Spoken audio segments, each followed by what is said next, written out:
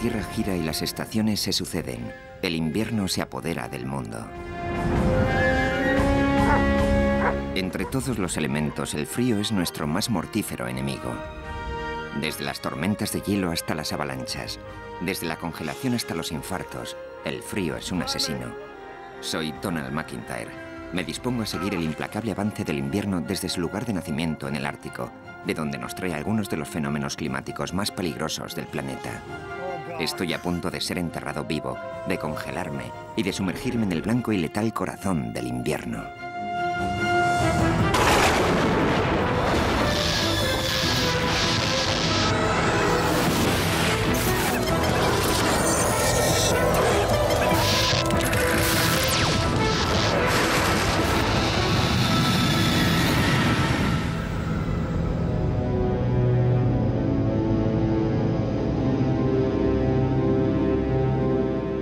Mi viaje en compañía del frío comienza aquí, en la mismísima cima del mundo. El Ártico se ha cobrado cientos de vidas entre los exploradores que han desafiado los terribles elementos para llegar hasta aquí. Pero yo he decidido tomar un camino más rápido.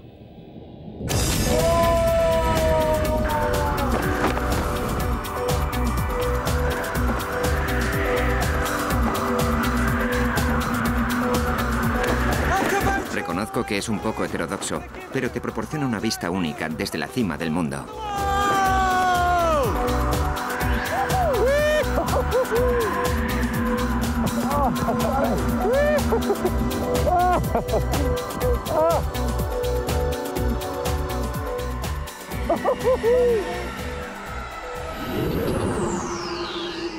Por más que parezca increíble, este hermoso e imponente entorno es la fuente de todos los climas fríos del hemisferio norte. He acudido aquí para averiguar cuál es el origen del universo. El Ártico es la región que se encuentra al norte de los 66 grados de latitud. Permanece helado durante todo el año y es una zona de paisajes ásperos y congelada belleza. Este es el cubito de hielo más grande del mundo. Las proporciones de este lugar son impresionantes. 16 millones de kilómetros cuadrados de hielo. Eso significa una extensión mayor que la que suman la India y China juntas. Lo que me extraña es que no se producen fenómenos atmosféricos dignos de mención. Me esperaba ventiscas y cegadoras tormentas de nieve. En cambio brilla el sol, corre una ligera brisa y nieva muy poco.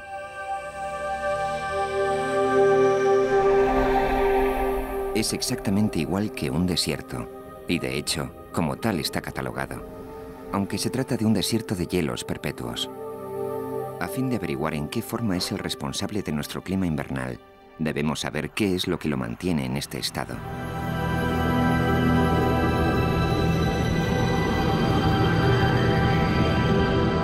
Tradicionalmente se considera a la Tierra el planeta azul. Sin embargo, desde las alturas se observa un blanco y perenne manto de hielo. Esto se debe a la inclinación del planeta sobre su eje. Durante el invierno del hemisferio norte, la región ártica se encuentra de espaldas al sol, sumida en una noche perpetua, y las temperaturas se desploman hasta los 50 grados centígrados bajo cero. El invierno envuelve al hemisferio norte como una mortaja. A medida que transcurre el año, la Tierra continúa su órbita, y el polo norte se inclina en dirección al sol. Cambiamos de estación, y el verano regresa al norte. En estas latitudes, el sol brilla las 24 horas del día, por lo que ha dado en denominarse la Tierra del Sol de medianoche, aunque ni tan siquiera esto es suficiente para liberarla de las garras del frío. En el Ártico, como podrán comprobar por mi sombra, el sol se encuentra tan bajo en el horizonte que sus rayos rebotan en la superficie, reflejando su energía en lugar de absorberla.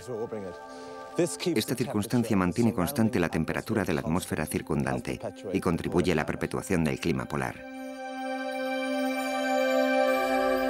Aún en el punto álgido del verano ártico, la temperatura tan solo asciende a duras penas por encima del punto de congelación del agua. No obstante, esto no basta para fundir el hielo. Por esa razón no piso tierra firme. Bajo mis pies, a unos metros de profundidad, se encuentra el océano Ártico. Y para demostrarlo, le echaré un vistazo. ya que este extenso casquete de hielo contiene la clave del reinado del frío sobre los polos. Es espectacular. Un estrato de hielo de 10 metros de grosor, compuesto en su totalidad por agua dulce. No contiene más sal que el congelador de su casa, puesto que cuando el agua marina se congela, expulsa la sal. En esta capa de hielo que se encuentra sobre mí tiene su origen la energía del invierno. Así es como funciona. El hielo mantiene prácticamente constante la temperatura del aire que se encuentra inmediatamente sobre él. Sobre este estrato de aire se encuentra otra capa de aire más cálido que se ve obligado a descender, lo que obliga a la capa superficial de aire frío a desplazarse hacia el sur.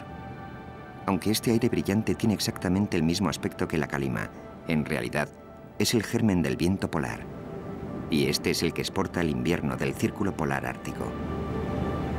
Estas ráfagas heladas cobran velocidad a medida que se alejan hacia el sur. Seguiré este viento polar que trae a nuestro mundo los fenómenos climáticos más salvajes y destructivos.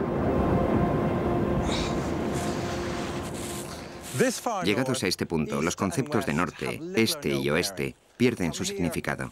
Desde aquí, todas las direcciones apuntan hacia el sur, lo cual, tal y como le ocurre al invierno, creo que no me deja otra opción que dirigirme hacia el sur.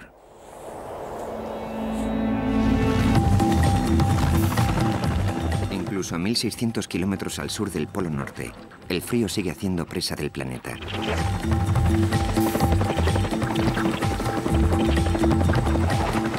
Y aún así, el ser humano, pese a tener que encararse con los más extremos efectos del frío, ha habitado estas tierras. He viajado a uno de los asentamientos humanos más septentrionales del planeta, Ittiqoartermiit, en Groenlandia. Este lugar acoge a uno de los pueblos más endurecidos de la Tierra, los esquimales. Si son capaces de sobrevivir aquí, seguramente en algo se diferencian de mí. Great to be here. Yes, nice to meet you. Este clima se encuentra entre los más extremados del planeta. En invierno, la temperatura puede descender hasta los 40 grados centígrados bajo cero. Los niños solo pueden jugar en el exterior durante 10 minutos, el tiempo que tarda en helárseles la piel. Sin embargo, toda una vida de exposición al frío puede prepararte para lo peor.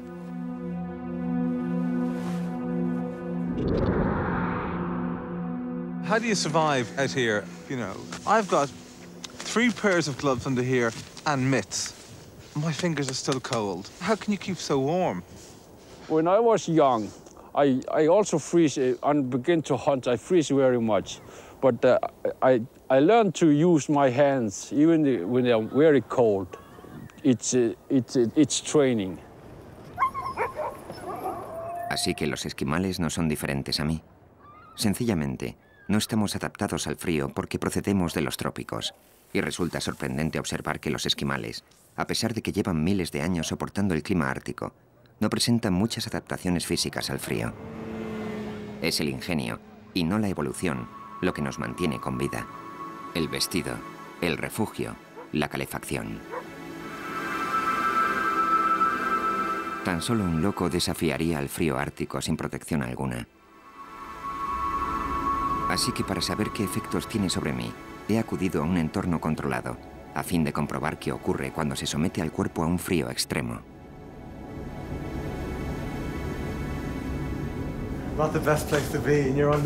Según el Dr. Frank Golden, experto en hipotermia, la mayoría de las personas tan solo pueden soportar estas temperaturas durante media hora. Seré objeto de un seguimiento constante y a diferencia del auténtico ártico, puedo salir de aquí en cualquier momento. Good luck to you, mate. Thank you very much. Thank you very much. La temperatura es de 18 grados centígrados bajo cero. Hace un frío que pela. No es un lugar muy apropiado para andar desnudo, pero al menos mi temperatura corporal baja rápidamente para que mi organismo reaccione.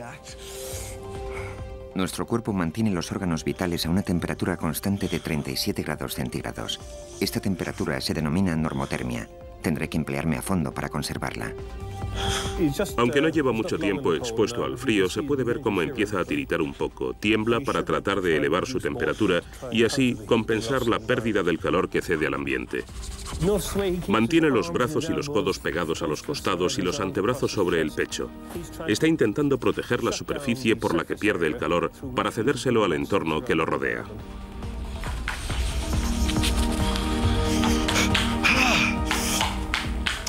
Hay que mantenerse caliente a toda costa. Hay que tratar de moverse. No está muy seguro de lo que debe hacer con su cuerpo, como se puede observar. Sin embargo, sabe que la mera tiritona no puede generar suficiente calor. Por tanto, no tiene claro si debe hacer un ejercicio más intenso para producir más calor. Su temperatura sencillamente baja. No puede hacer nada al respecto.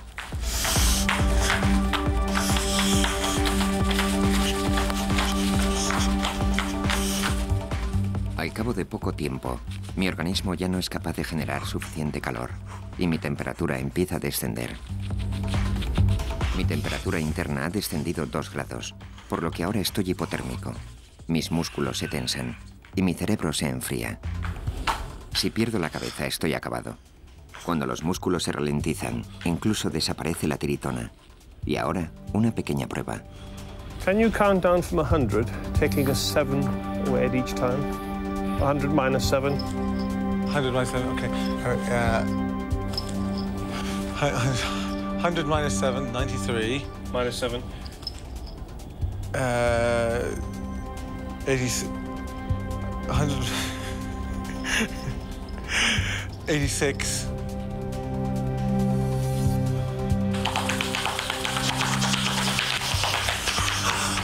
I feel like I got the flu.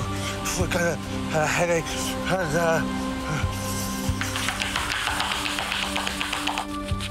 Cuando empiezan a enfriarse los sistemas vitales, el organismo comienza a bloquearse. Este es el estadio crítico. A continuación se sentiría muy cansado y solo tendría ganas de dormir, pero debe sobrevivir. Tendría que combatir esa fase y no perder la resolución de mantenerse con vida, de seguir adelante. Más al final, no importa cuán resuelto esté, las condiciones lo vencerían y su temperatura descendería hasta un nivel en el que perdería la consciencia y finalmente moriría. Si mi temperatura corporal desciende 6 grados, perderé la consciencia y mi muerte será inevitable. He's in pain now. Oh, God. I don't want to be here. Ha llegado el momento de sacarlo de ahí. Ya ha tenido suficiente. Come on, Donald, you've had enough, mate. How are you feeling? God, you're bitterly cold, aren't you? You're shivering a lot. Your muscles stiff. My toes feel they're going to fall off. Your muscles are really gone stiff. You can hardly talk. Oh, God. Come on, let's get you warmed up. Put him out, come out and check you out.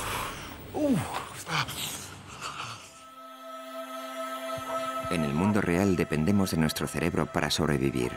Por tanto, si no puedo pasar más de 40 minutos a 18 grados bajo cero, ¿cómo voy a sobrevivir aquí a 30 bajo cero? Eric Bruin y Mats Padel seguramente lo saben. Ellos tienen la jornada laboral más intensa del mundo. Durante 3 meses seguidos, la patrulla danesa Sirius atraviesa los helados yermos del nordeste de Groenlandia, con el único respaldo de su experiencia y un trineo tirado por perros. Durante las próximas 24 horas los acompañaré a fin de averiguar cómo sobreviven en el congelador de la naturaleza. Hi. Hi, I'm Donald. Eric. Eric, hi. My partner, Mads. Mads, hi. Welcome to Greenland. So these are your dogs. They're wonderful. Yes. Oh, how beautiful. How gorgeous. They don't bite. No, they're very friendly. Ya es hora de partir. Unega! Punch! Didn't work that time, did it? Yeah! That's all right, all right. Oh, Okay, so that's how you start. That's how you learn. Good idea to learn to ski first before you become a member of the Sirius Patrol. Let's go. yeah! El motivo de su estancia aquí es el clima. Durante la Segunda Guerra Mundial, Dinamarca tuvo que defender Groenlandia de los nazis, ya que si sabes qué tiempo hace aquí, puedes predecir el que hará en Europa. Hoy día la mayor amenaza que encuentran en su andadura son las focas, y por supuesto los novatos como yo. Sin embargo, los profesionales cualificados como Eric, Mats y yo mismo no bajamos la guardia. Las ventiscas y tormentas de nieve pueden desatarse sin previo aviso, y el frío representa un peligro constante. La temperatura habitual es de 40 grados bajo cero. Oh! Lo malo que tiene estar expuesto al frío es que absolutamente todo se congela, incluyendo en este caso mi párpado izquierdo. Estos chicos me han dicho que en estos casos hay que colocarse la mano sobre él para calentarlo. El hielo se derrite y ya puedes abrir el ojo. Resulta peligroso tratar de abrirlo, así que seguiré su consejo.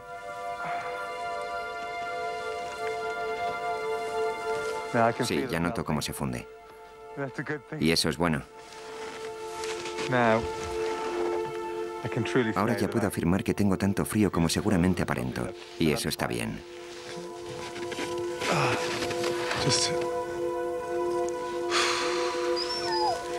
Esto solo nos demuestra que hay que tener cuidado. El frío es un asesino, ¿lo sabían? Cuando asoma la noche, la temperatura cae en picado. Solo disponemos de una tienda. ¿Qué pasa conmigo? Estoy a punto de ser enterrado vivo. Un hoyo profundo excavado en la nieve puede proporcionar un refugio salvador, o eso tengo entendido. So, what do we have to do? Now we start making an engine. Yeah. And we dig in and we make as long as you are in west direction. Okay, So kind of ledge, okay. you will lay about here. So now we dig in and start. Okay. And it's just much harder. Yeah. Take it through, all right?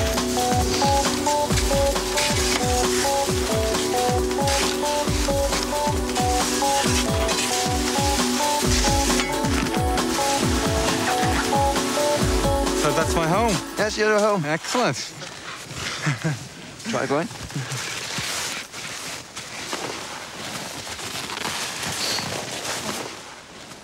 Así podré pasar la noche solo, mientras la temperatura desciende por debajo de 30 grados bajo cero. He de confesar que estar en un nicho en vida me produce cierta aprensión.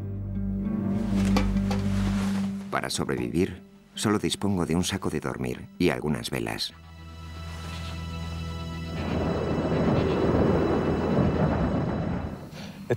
Tiene aproximadamente 1,5 metros de altura, unos 2,5 metros de profundidad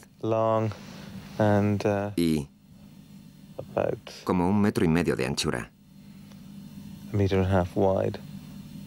La entrada está aquí. Siempre hay una abertura para que entre el oxígeno.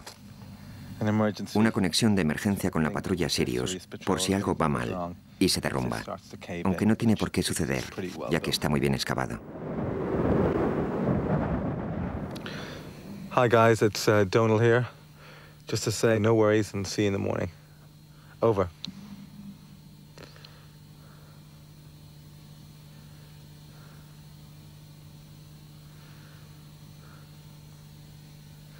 Okay. Bien. Vamos a ver si responden. Si no, pues bueno.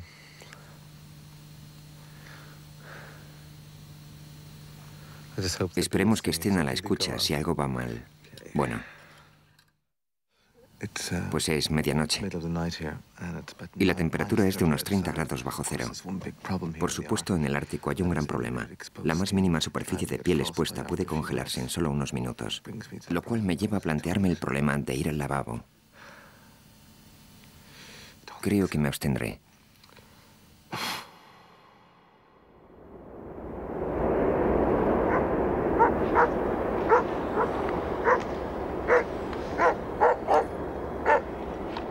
Aunque parezca asombroso, la temperatura en el nicho de hielo era 25 grados más alta que en el exterior. La nieve es un aislante sorprendentemente eficaz. Así que pasé la noche a 5 grados bajo cero, una temperatura muy acogedora para tratarse del Ártico. Morning, Donald. Morning, guys. How you been? Good. Good. You want to go have a cup of coffee? That's a great idea. Los miembros de la patrulla Sirius están entrenados para lidiar con el más riguroso clima ártico. Sin embargo, cuando este golpea las regiones que menos nos esperamos, las consecuencias pueden ser aterradoras. Esto no es Groenlandia. Es el estado de Nueva York, a comienzos de la primavera de 1993. A 1 metro y pico nuestras huellas habían desaparecido. Ni siquiera podíamos hallar nuestro propio rastro. Se habían desvanecido. El viento nos derribaba y se nos habían congelado los párpados, así que no veíamos. Tenías que ponerte así las manos para que no te escocieran. El 12 de marzo de 1993, toda la costa este de Estados Unidos fue víctima de una de las más salvajes tormentas invernales de la historia.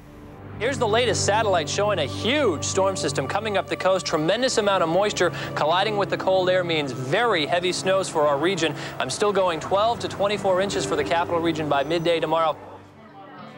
En el norte del estado de Nueva York, Jeff Smoke y Bill Simmons estaban tomándose un respiro después del trabajo.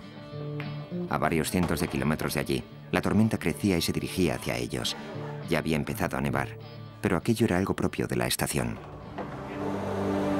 Cuando partieron hacia sus casas, ni sospechaban que estaba a punto de alcanzarlos una tormenta de nieve que cambiaría sus vidas para siempre. Full-blown blizzard conditions are over the Capital District and western New England. We're talking about thunder snows, high winds and dangerous cold. La nevada era extraordinaria. Bill y Geoff decidieron abandonar el coche a 800 metros de su casa y continuar su camino a pie. Y en aquel momento comenzó su pesadilla. No podías avanzar ni tampoco retroceder. No podías ir hacia arriba. No podías ir a ningún sitio. Había que abrirse camino por una capa de nieve de 1,5 metros de espesor. Y llegaba un momento en que estabas agotado. Mirabas hacia arriba y veías montículos de nieve por encima de ti. Era como estar en un hoyo. Nuestra idea original era quedarnos junto a ese árbol durante unos minutos o una hora, o lo que quiera que tardase en calmarse el viento, y después dirigirnos hacia casa. Pero ¿quién lo iba a decir? El tiempo seguía empeorando y empeorando. Para entonces, el viento soplaba a casi 235 kilómetros por hora. Las temperaturas habían descendido bajo cero y la capa de nieve alcanzaba un grosor de 10 metros. La ventisca se había apoderado de todo el estado. Death toll from the blizzard of 93 is mounting now. 7 people reported dead. Make no mistake about it, this is an emergency. Junto al árbol, la tormenta riciaba. Jeff y Bill llevaban 8 horas aislados. Ni siquiera podía caminar. Me alejaba unos 3 metros del árbol y mis pies sencillamente se rendían. Ya ni me tenía en pie. Trataba de incorporarme, pero no era capaz. Tuve que arrastrarme hasta aquí. Entonces fue cuando me dije, Bill, nadie nos está buscando. Nadie sabe dónde estamos. Eso es. Estaban atrapados. Al avanzar la noche, el termómetro bajó aún más, llegando a extremos propios del Ártico, 40 grados bajo cero, y la tormenta seguía rugiendo en torno suyo. Al amanecer, Bill y Geoff llevaban 18 horas sufriendo los rigores del Ártico. Sorprendentemente aún estaban con vida. Jeff consiguió abrirse paso entre la nieve y dar la voz de alarma. Sin embargo, tuvieron que pasar otras 6 horas para que los servicios de rescate consiguiesen llegar hasta Bill. Para entonces el frío ya le había infligido serios daños. A lo largo de las horas que pasaron expuestos al frío, ambos padecieron la atroz tortura del invierno. Al final tiré de la camisa para taparme la cabeza, por lo que la espalda y la parte superior de las nalgas se me quedaron al descubierto y sufrí una congelación grave. Perdí la sensibilidad y los nervios quedaron destruidos. Tengo tejido de cicatrización y tuvieron que injertarme piel de la parte posterior de la pierna en 2 ocasiones, 2 operaciones. Los pies, las manos, las nalgas y las rodillas se me llenaron de ronchas. Las pantorrillas también se me plagaron de ronchas debido a la posición en que estaba sentado en el suelo. Tenía las manos llenas de ampollas del tamaño de una pelota de béisbol. La congelación profunda es un proceso irreversible. El frío congela literalmente la dermis. Se hiela el líquido intracelular y también el intersticial, que rodea las células. Los pequeños vasos sanguíneos se congelan e impiden la distribución del oxígeno. Pero aún queda lo peor. Sin riego sanguíneo, las células no pueden combatir las infecciones. Aparece la gangrena, la zona afectada se necrosa y empieza a descomponerse. Llegados a este estadio, la única alternativa es la amputación. Cuando finalizó esta terrible experiencia, Jeff había sufrido una grave congelación en ambos pies. Al final tuvieron que practicarme injertos de piel en las manos, las nalgas y las piernas. Sin embargo, perdí ambos pies a una altura de 10 centímetros por encima de los tobillos. Los dos. Los fenómenos climáticos tan salvajes como este son poco habituales, inopinados. Por este motivo se cobran tantas víctimas. La clave para sobrevivir es estar preparado.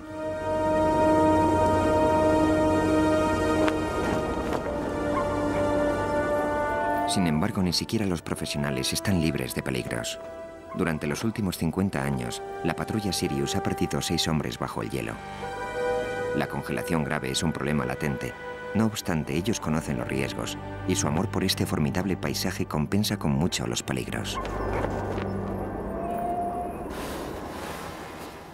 Hoy, mientras que la patrulla Sirius encamina hacia el norte, adentrándose en estos maravillosos hielos vírgenes, yo me dispongo a emprender un viaje distinto hacia el sur, en compañía del frío que lleva el invierno a las gentes del hemisferio norte. Me dirijo al lugar que recibe el primer ataque de la garra helada del invierno.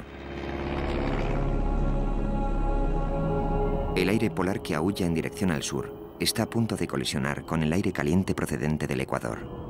Cuando ambos confluyen, se abren los infiernos. Y hay un lugar situado exactamente en primera línea, la estación meteorológica del Monte Washington, en el nordeste de Estados Unidos.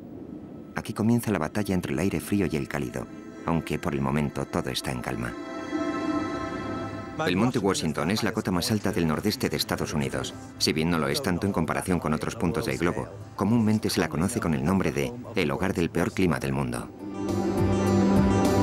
On the summit this morning, the temperature outside dipped down to -9 degrees. Winds are currently out of the northwest at 48 miles per hour. The forecast for the summit today will be in the clouds this morning with snow showers, and winds will be out of the west 40 to 60 miles per hour. But don't hold your breath because yet another system will be approaching from the Great Lakes this afternoon. ¿Cómo es posible que un monte como este, bañado por el sol, tenga tan mala reputación?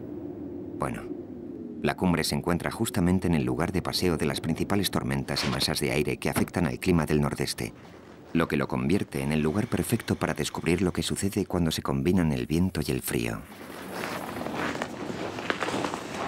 Well, good morning. Welcome to summer Mount Washington, the home of the world's worst weather. Great to be here, Charlie. I have to say the mountain's been very good to us today. I'll tell you should have been here yesterday. Qué mala suerte. Había acudido a conocer los peores vientos del mundo y hacía un tiempo estupendo. Aunque no tuve que esperar mucho. Unas horas después, descubrí el porqué de su mala reputación. En solo unos minutos, el cielo azul se tornó gris y empezó a soplar el viento.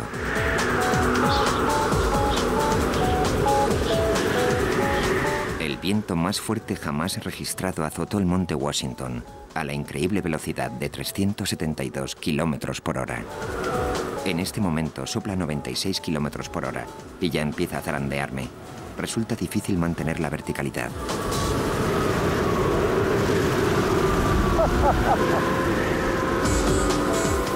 Lo primero que se aprecia cuando se desata el viento es que hace mucho más frío. Este efecto se llama factor frío del viento.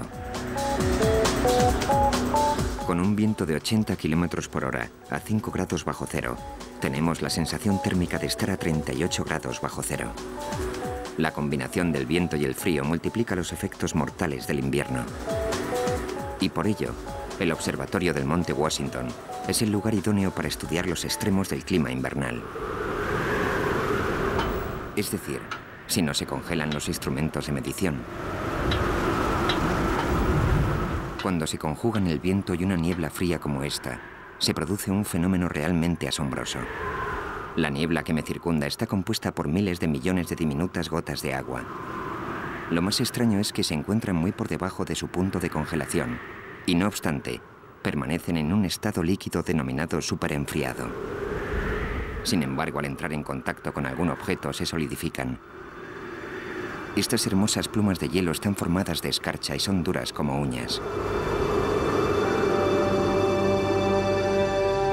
Esta curiosa capacidad del agua para permanecer en estado líquido a temperaturas muy por debajo de 0 grados es la causante de uno de los fenómenos climáticos más extraordinarios del planeta, la tormenta de hielo. Y una de las peores tormentas de hielo de la historia se desató con furia en el este de Canadá. Evidentemente fue la tormenta más destructiva y perjudicial de toda la historia de Canadá. Llevamos más de medio siglo observando la climatología en Canadá y jamás se había registrado algo comparable.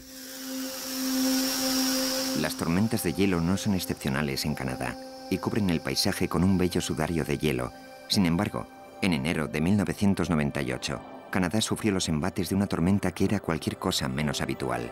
En sus inicios, la tormenta de hielo de 1998 fue igualmente mágica. Lo cierto es que cundió una especie de euforia. La gente no se vio perturbada. Se cerraron los colegios, algunas empresas no abrieron. Sin embargo, aquello era un país de las maravillas invernal. Parecía un país de las maravillas encantado que confería al paisaje una gran belleza. El 4 de enero por la tarde, el invierno aún continuaba su ataque. Una masa de gélido aire polar se posó como un manto sobre el nordeste del país. Al mismo tiempo, una masa de aire húmedo procedente de Texas penetró hasta situarse sobre el aire polar, formando una cuña y atrapándolo debajo. Las condiciones idóneas para una tormenta de hielo.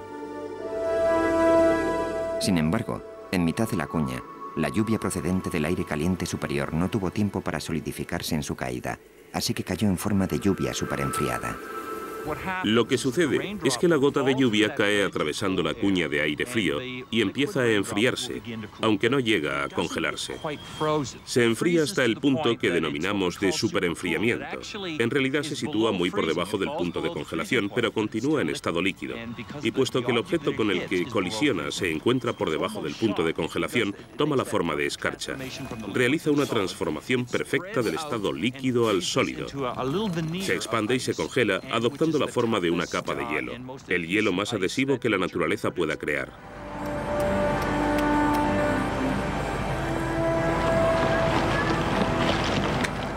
Las tormentas de hielo pueden ser mortales, aunque el suplicio no dura más que unas horas. Pero la tormenta de hielo de enero de 1998 fue distinta. Llegó en varias oleadas.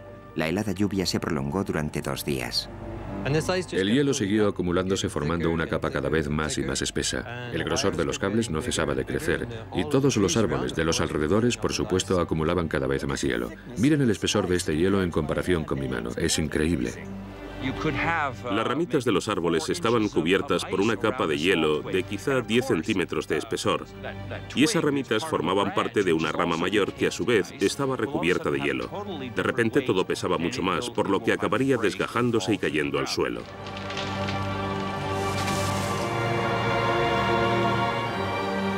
Esta situación se prolongó durante horas y horas y después gradualmente empezó a oírse el estruendo de los árboles al caer. A continuación, los árboles empezaron a derribar postes eléctricos. Además, los tendidos eléctricos se desplomaban a causa del peso del hielo que se acumulaba sobre ellos. En la tarde del tercer día, la lluvia cesó, aunque la región continuó cubierta de hielo.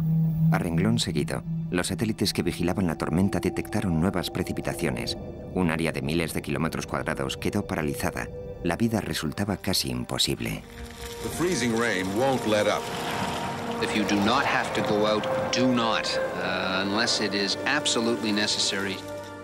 El viernes que conocemos como Viernes Negro, Viernes Oscuro o Viernes Frío, caímos repentinamente en la cuenta de que aquella tormenta era algo más que una tormenta de hielo poco común. A continuación perdimos el control sobre más de la mitad de la provincia. Las líneas de alta tensión y sus grandes torres se venían abajo como castillos de naipes. Cuando veías una torre de alta tensión derrumbándose ante tus propios ojos, te dabas cuenta inmediatamente de que se avecinaban gravísimos problemas. Imagínense una gran cantidad de postes cayendo uno tras otro. Después, también se veían bolas de fuego cuando se cortaba el fluido eléctrico. La región quedó tan devastada que parecía una auténtica zona de guerra.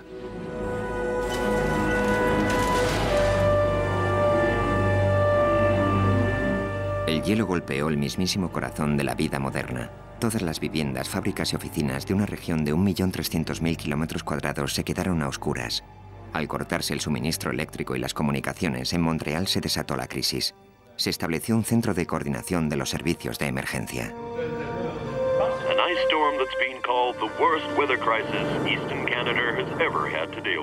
Al verse privadas de electricidad, millones de personas se quedaron sin calefacción, agua corriente y servicios sanitarios. La situación escapaba rápidamente a todo control. Los servicios de emergencia no daban abasto y el gobierno no sabía qué medidas tomar. Se veía la desesperación en los ojos de algunas personas. Las temperaturas cayeron hasta los 15 y 18 grados bajo cero. Aún pasada la tormenta, se tardó 3 semanas en restaurar el suministro eléctrico y devolver la normalidad a la ciudad. Para 4 millones de personas, esta tormenta de hielo fue el acontecimiento climatológico de su vida. Posiblemente jamás volverán a sufrir un fenómeno así. En total, 50.000 personas se vieron obligadas a abandonar sus hogares y buscar cobijo en refugios temporales. Murieron 35 personas y muchas más sufrieron lesiones gravísimas. En el transcurso de la tormenta quedaron destruidos 3.000 kilómetros de tendido eléctrico valorado en más de 825 millones de euros. Hace 200 años, los efectos de la tormenta no se habrían hecho sentir así. El hielo se habría marchado tal como había llegado. La gente habría seguido teniendo madera para su cocina de leña. Habría seguido haciendo sus hogazas de pan en esa cocina sin preocuparse por la tormenta. Pero hoy en día todo depende de la electricidad y por eso resultó tan devastadora. En nuestra eterna batalla contra el frío, este nos venció y nuestra tecnología resultó inútil.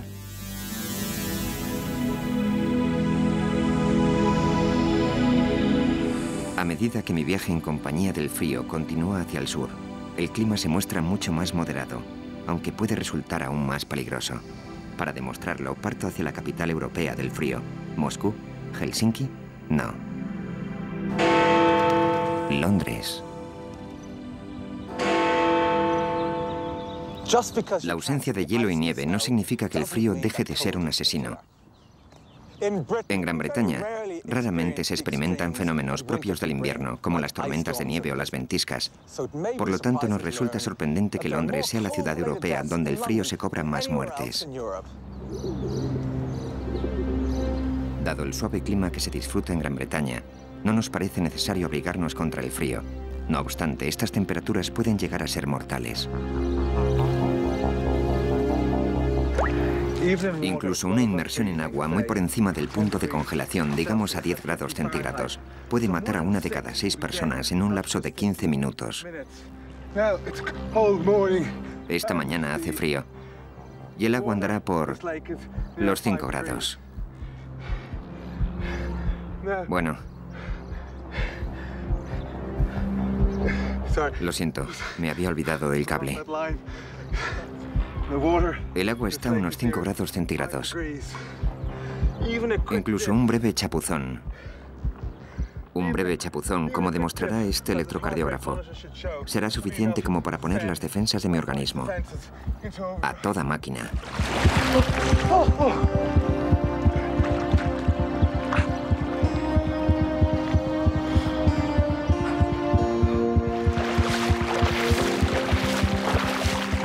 La doctora Rosemary Leonard monitoriza la evolución de mi organismo. Quick, here, put the towel around you. You're shivering like crazy. How do you feel? Let's just see what's happened to your pulse and your blood pressure. El monitor indicaba que mi pulso superaba en un 50% mi ritmo cardíaco habitual. Ahora veremos qué pasó con mi tensión. 160, that's high. So what does that 160 over 100. What's that reading telling you? What's happening is that the blood vessels in the outer part of your skin and to some extent inside your body are narrowing down to try and conserve the heat and try and conserve the blood flow where it's really needed, around your heart and your lungs. Esta es la reacción normal. Cuando mis vasos sanguíneos subcutáneos se constriñen, la sangre del resto de mi organismo se torna más densa y untuosa. Y esta reacción cotidiana del organismo ante el frío puede en ocasiones causar una muerte súbita y dolorosa. La historia se repite diariamente por toda la ciudad. Una fría mañana invernal. Un trabajador se apresura hacia la estación. Empieza la hora punta. Podría ser usted. Sin sombrero, sin bufanda, sin guantes. ¿Y qué? Hace frío, pero no nieva. Mientras aguarda la llegada del tren, su organismo ya está constriñendo los vasos más cercanos a la piel, la zona más expuesta. Al tiritar, su sangre empieza a espesarse y se retira hacia los órganos vitales.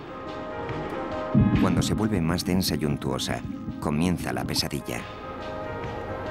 Empieza a formarse un pequeño coágulo. Mientras usted se preocupa por el retraso, el coágulo tiene tiempo para llegar al corazón. Esa misma noche sufre un infarto fulminante y jamás vuelve a realizar este viaje. El informe del forense lo incluye en las estadísticas: muerte por causas naturales. Las cifras demuestran que cada invierno se producen en Londres más de 3.000 muertes como esta. En la totalidad del Reino Unido, la cifra se aproxima a las 20.000, todas víctimas de un invisible asesino múltiple, el frío. Sin embargo, la auténtica tragedia reside en que estos fallecimientos habrían sido fácilmente evitables. Mi madre tenía razón. No necesitas más que ponerte el sombrero y los guantes. Más al sur de Londres, los efectos del invierno son aún menos intensos, a no ser, claro está, que ascendamos a las alturas, donde el frío nos acompaña perennemente. En la cima de las montañas, a la altura de las nubes, hay nieves perpetuas incluso en las regiones ecuatoriales. Independientemente del lugar del mundo en el que se encuentre, lo más habitual es que siempre haya nieve por encima de usted. La mayor parte de las veces se precipita en forma de lluvia, sin embargo aquí arriba en las alturas lo hace en forma de nieve.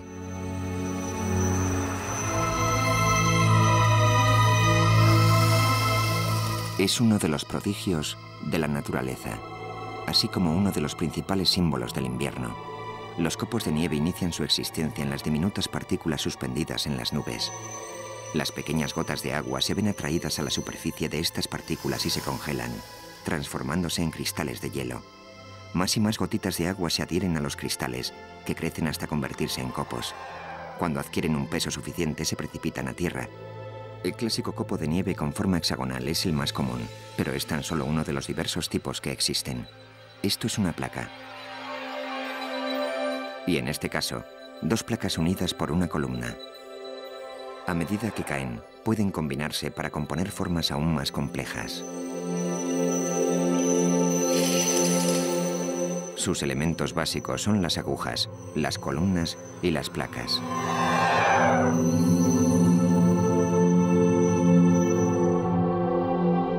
La observación de los copos de nieve en el microscopio electrónico hace patente su casi increíble complejidad.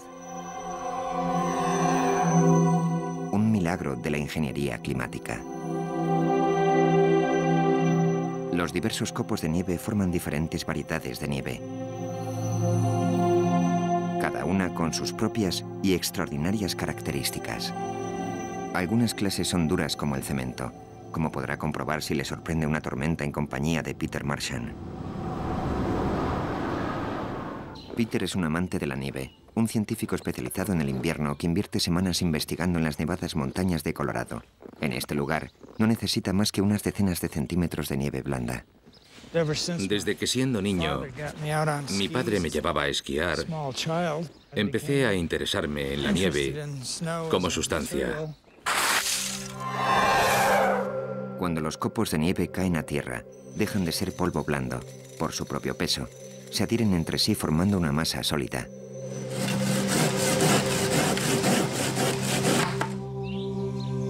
Este proceso de fusión permite a la naturaleza crear estas maravillosas esculturas de nieve. Aunque también sirve para que Peter Marchand pueda fabricarse un refugio. Estoy construyendo una vivienda de nieve. Se llama Quincy. El proceso es casi mágico. El mero hecho de apilar la nieve en polvo aumenta la presión en la superficie de los copos. Estos se funden, formando una fina capa de agua que suelda los cristales adyacentes. En poco tiempo el agua se congela, fusionando los copos de nieve. Ya está. Esperaremos un par de horas hasta que termine el proceso de fusión y después volveremos para empezar a cavar y así construirnos un buen alojamiento para pasar la noche.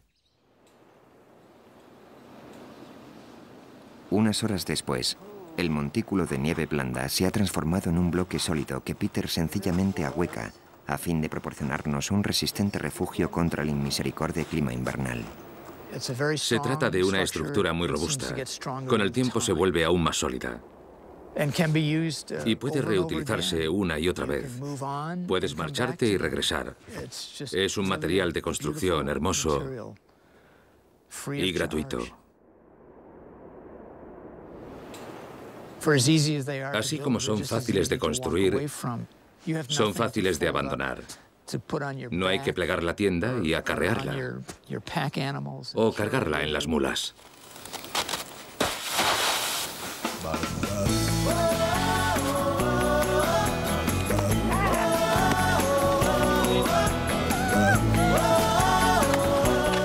Mark Twain decía sobre el clima de Estados Unidos que si el termómetro fuese un par de centímetros más largo nos congelaríamos todos. Ahora bien, aunque a veces nos quejemos del frío, el invierno también tiene su lado placentero.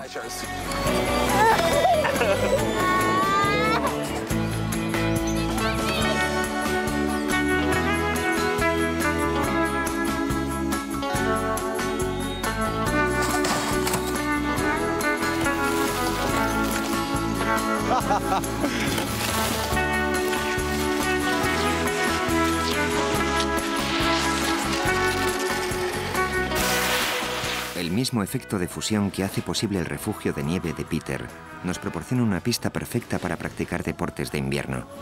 Sin embargo, cuando el endurecimiento presenta deficiencias, las consecuencias pueden ser terribles.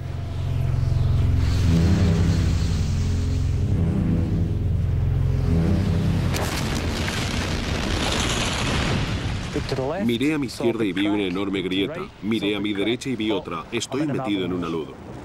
Durante la grabación de un programa de televisión, el experimentado esquiador Nick Farquhar fue presa de uno de los más poderosos y aterradores sicarios del frío. Me remonté durante un segundo y fui engullido de nuevo, cayendo sobre la nieve del fondo mientras el resto de la avalancha me golpeaba como un martillo.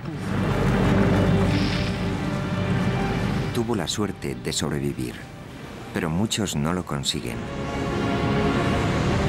Las nevadas suelen formar capas sólidamente endurecidas. No obstante, en ocasiones, un estrato permanece blando. Aún la vibración causada por un esquiador puede hacer que la capa superior resbale. En cuestión de unos segundos, cientos de miles de toneladas de nieve se precipitan montaña abajo a velocidades superiores a los 160 kilómetros por hora. Puesto que las estaciones de esquí reciben anualmente infinidad de visitas, el riesgo de aludes es una realidad. Por tanto, los equipos de prevención de avalanchas libran una batalla constante contra el clima. Su trabajo consiste en determinar qué acumulaciones y salientes de nieve son potencialmente peligrosos y dinamitarlos.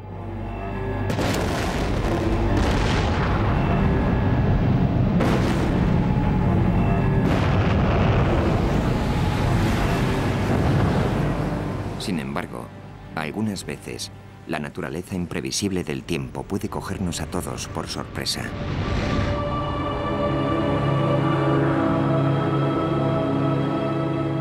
La pequeña población de Galtur se encontraba en teoría a salvo de aludes, mas una insólita combinación de fenómenos climáticos la convirtió en víctima de una de las avalanchas más mortíferas registradas en los Alpes en muchos años.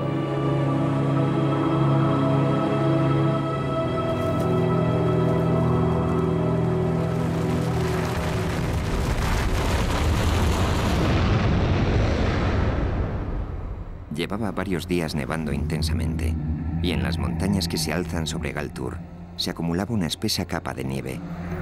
Por añadidura, los vientos cambiaron de dirección y trajeron más nieve a las montañas. Lo que nadie imaginaba es que bajo esta enorme masa de nieve recién caída existía una capa previa de nieve inestable. Con anterioridad, unos pocos días de tiempo cálido habían fundido la superficie nevada, a resultas de lo cual, esta se había transformado en hielo. La nevada más reciente no pudo asentarse sólidamente sobre el anterior estrato de hielo endurecido. Nadie sabe con exactitud cuál fue el factor desencadenante, pero en solo unos segundos, cerca de 250.000 toneladas de nieve se desprendieron de la montaña y se precipitaron a la devastadora velocidad de 300 kilómetros por hora. Este monstruo arrasó cuanto halló en su camino, y la población de Galtur resultó aplastada bajo el peso de la nieve.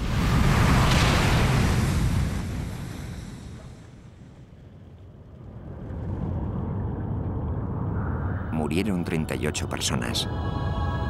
Se trataba de la mayor catástrofe acaecida en 30 años. Aquí arriba, en las montañas, el clima guarda otro as en la manga. La misma nieve que nos trae la devastación en forma de aludes crea asimismo el monumento más perdurable del frío, el glaciar. So, well done. As you can see, we've got to go along the white ice here and then up into the green ice up over here on the glacier. So we've got a long way to go still. El guía de montaña Russell Bryce me llevará al nacimiento del Argentière, uno de los glaciares más impresionantes de los Alpes. A fin de comprender cómo se forma y qué influencia ejerce sobre el clima, debemos ascender hasta él. Aquí abajo, al pie de la montaña, parecía una buena idea.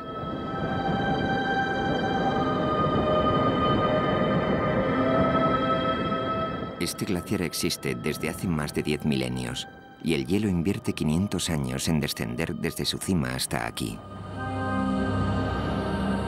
Muy por encima de nosotros se encuentra el nacimiento de este gran río de hielo, que curiosamente inicia su existencia en forma de nieve.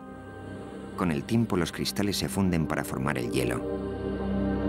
A medida que nieva, año tras año, las sucesivas capas de nieve se comprimen en forma de pequeños cristales de hielo soldados entre sí.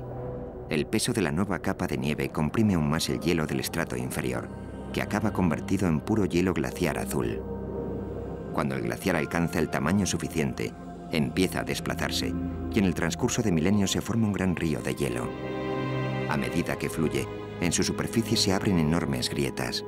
Este glaciar mide casi 10 kilómetros de longitud y más de 3 de anchura.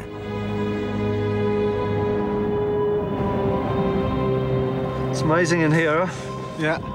It's going to be quite hard to get out, though. Look how hard this ice is. Extraordinary.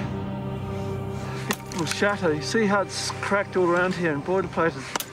How do you get a grip on that?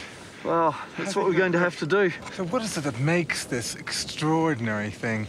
What is so smooth and with all these various layers? Well, it's the sheer weight of the ice on top of itself. And if you take a handful of snow like this and you squeeze it and squeeze it and squeeze it, if you squeeze that up really, really hard, you'll make it ice. The amount of pressure that's created that. Yeah. The amount of pressure. How are we going to climb that now? Quite hard ice here at the moment. It'd be quite delicate, really, isn't it?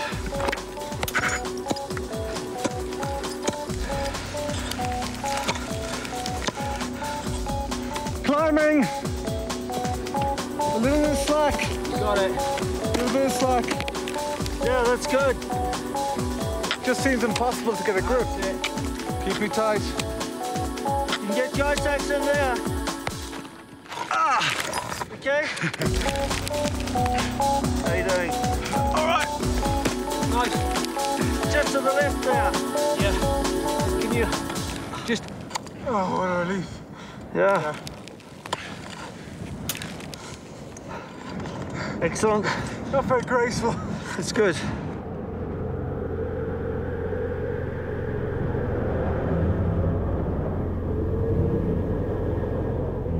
Por cada 100 metros que ascendemos, la temperatura baja medio grado. La combinación del aire frío de las alturas y el aire cálido que sopla desde el valle sobre las montañas es la responsable de este clima tan feroz, aunque también es el factor que hace posible la nieve que conforma el glaciar.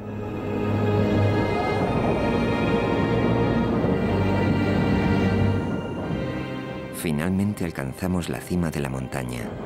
Aquí es donde todo tiene su origen. Here we are, the old Holy Grail. See the neve in here? Yeah. This is the collection area, you know. This is what actually collects all the ice and snow. This is where a glacier would absolutely start. This is truly one of the most spectacular and beautiful sights I've seen in all my work in this program, all in the interest of science. It also is one of the coldest and one of the most terrifying sights. Just to see those crevasses down there, how big and how deep are they? Oh, those ones down there, maybe 50 meters deep. 50 meters deep. If somebody fell in there, you haven't a chance. You die. Yeah, for sure. Just a staggering landscape.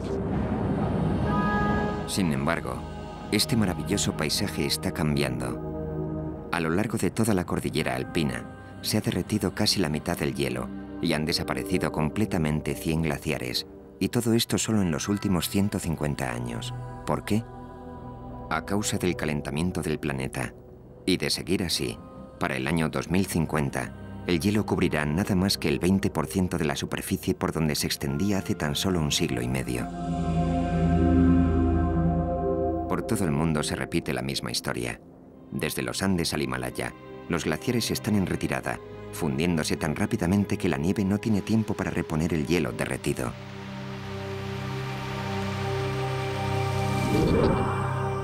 Sin embargo, el auténtico problema se encuentra aquí, en los polos. Si los hielos del Polo Norte y el Polo Sur, además de los glaciares, se fundieran, el nivel del mar ascendería 6 metros, sumergiendo las ciudades situadas a poca altitud sobre el nivel del mar, como Londres, Nueva York o Tokio.